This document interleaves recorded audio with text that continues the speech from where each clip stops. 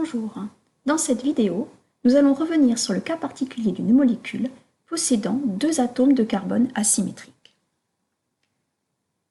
En effet, le premier atome de carbone possède un atome d'hydrogène, un atome de brome, un groupe amino dont j'ai omis de représenter les atomes d'hydrogène pour plus de lisibilité, et un quatrième groupe différent. Il est donc asymétrique.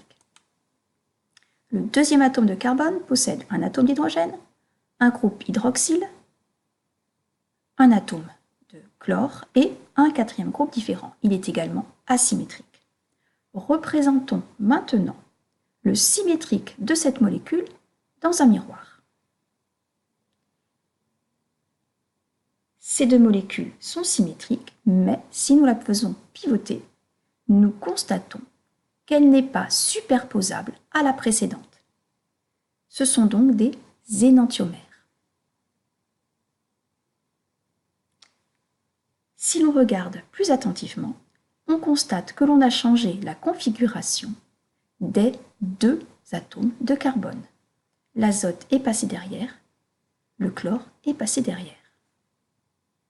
Que se passe-t-il maintenant si nous ne modifions la configuration que d'un seul atome de carbone, par exemple celui de droite?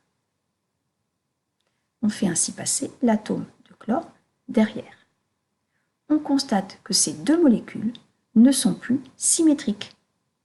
Ce sont donc des diastéréoisomères.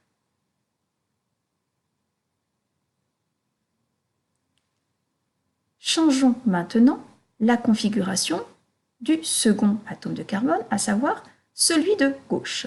On inverse, le brome passe à l'arrière. Là encore, on constate que ces deux molécules ne sont pas symétriques, ce sont à nouveau des diastéréoisomères. En résumé, lorsque je change la configuration des deux atomes de carbone, les deux molécules sont énantiomères.